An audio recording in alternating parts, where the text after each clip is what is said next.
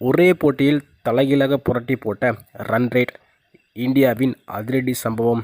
ஆமாங்க, India Zimbabwe போட்டியில் India அதிரடி வெற்றி பெற்று அரையிறுதிக்கு இந்தியா தகுதி பெற போகிறாங்க.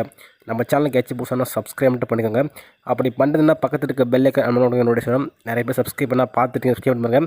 நிறைய பேர் லைக் பண்ணால் பார்த்துட்டீங்க, லைக் பண்ணிட்டு பாருங்கள். நீங்கள் பண்ணுற ஒவ்வொரு லைக்கும் எனக்கு மிகப்பெரிய மோட்டிவேஷனும். லைக் பண்ணிட்டு பாருங்கள்.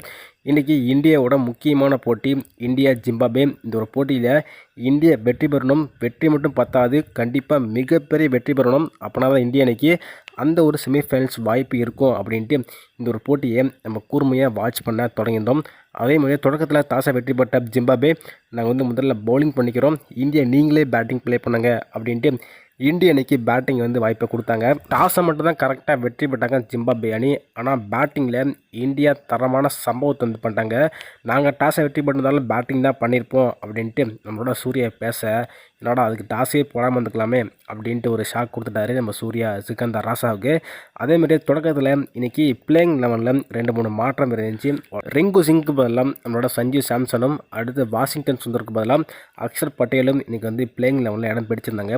அதேமாதிரி தொடக்கத்தில் ஓப்பனிங்காக நம்மளோட சஞ்சு சாம்சன் மற்றும் அபிஷேக் சர்மாவுக்கு மீண்டும் ஒரு வாய்ப்பை கொடுத்தாங்க. இந்த ஒரு போட்டியில் தரமான பேட்டிங் வெளிப்படுத்தினார். தொடக்கத்தில் இந்தியாவோட பேட்டிங் தரமாக போயிட்டு இருந்துச்சு. அதுவும் குறிப்பாக நம்மளோட சஞ்சு சாம்சன் முதல் ஓவர்லேருந்து அடிக்க ஆரம்பிச்சிட்டாரு.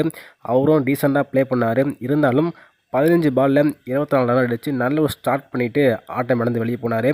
ஆனால் இன்றைக்கி அபிஷேக் சர்மா அவுட் ஆகிற மாதிரியே தெரியல. இன்றைக்கி அடித்த ஒவ்வொரு சிக்ஸரும் நம்மளோட ஜிம்பாப்வேக்கு மிகப்பெரிய பயத்தை கொடுத்துச்சு. குறிப்பாக கூட அடுத்த வந்த இஷான் கிஷனும் அவர் பங்குக்கு ஒரு அடி அடிக்க ஜிம்பாப்வேக்கு என்ன பண்ணுறதுனே தெரியல. இந்திய அணி செம்ம பேட்டிங் வெளிப்படுத்த கையும் வரல, காலும் வரல, எங்கே பால் போகிறதுனே தெரியல. அந்தளவுக்கு இந்தியா வந்த எல்லா பேட்ஸ்மேனும் அடித்து நொறுக்குறாங்க. சூர்யாவாக இருக்கட்டும், ஹர்திக் பாண்டியாவாக இருக்கட்டும், இன்றைக்கி திலக் வர்மா அடிச்சார்பாங்க அடி. அந்த அடியே போதுங்க ஜிம்பாப்வேக்கு இன்னொரு 10 வருஷத்துக்கு அந்த அடி நிற்கும். போட்டு நாயடி பேயடி மாட்டடி அப்படின்ட்டு இந்தியாவோட பேட்டர்ஸ் இன்றைக்கி தரமாக பேட்டிங் வெளிப்படுத்துகிறாங்க. பேட்டிங் தானே தரமாக ப்ளே பண்ணல அப்படின்ட்டு எங்களை விமர்சனம் பண்ணிங்க. ஆனால் பேட்டிங்கை பாருங்கடா அப்படின்ட்டு இன்றைக்கி தரமான பேட்டிங்கை இந்தியா வெளிப்படுத்தி, அது மட்டும் இல்லாமல் பவுலிங்லையும் இந்தியா தரமாக செயல்பட்டு இந்த ஒரு போட்டியை அதிரடி வெற்றி மட்டும் இல்லாமல் இந்தியா ஒரு நல்ல ரன் ரேட்டோட வெற்றி பெற்றாங்க. அதனால் இந்திய அணிக்கு அரையிறுதிக்குள்ளே போக ஒரு நல்ல வாய்ப்பும் கிடச்சிருக்கு. ஸோ நல்ல ரன் ரேட்டோட வெற்றியும் கிடச்சிருக்கு.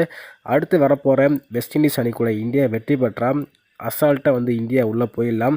ஏன்னா சவுத் ஆப்பிரிக்கா நம்மளை மிகப்பெரிய தோல்வி தழுவ வச்சாலும், ஆனால் இன்றைக்கி நமக்கு மிகப்பெரிய ஒரு நன்மை பண்ணாங்க. வெஸ்ட் இண்டீஸ் அணி தோக்கடித்து நம்ம ஒரு படி மேலே தூக்கி விட்டாங்கன்னு சொல்லலாம். வெஸ்ட் இண்டீஸ் அணி இன்றைக்கி வெற்றி பெற்றிருந்தால் நம்ம இந்திய அணிக்கு அரையிறுதிக்குள்ளே போகுமா அப்படிங்கிறத டவுட்ஃபுல்லாக இருந்திருக்கும். ஆனால் இன்றைக்கி நம்மளை தோக்கடித்த சவுத் ஆப்பிரிக்கா இன்றைக்கி நமக்கு ஒரு நல்லது பண்ணிட்டு போயிட்டாங்க. சரி, நீங்கள் சொல்லுங்கள், இந்தியா அடுத்த வெஸ்ட் இண்டீஸை தோக்கடிக்காதா? இந்தியா அரையிறுதிக்குள்ளே போகுமா போகாதா அப்படிங்கிறதா உங்களோட கருத்துக்கள் என்னென்னு கமெண்ட்டில் தெரிவிங்க.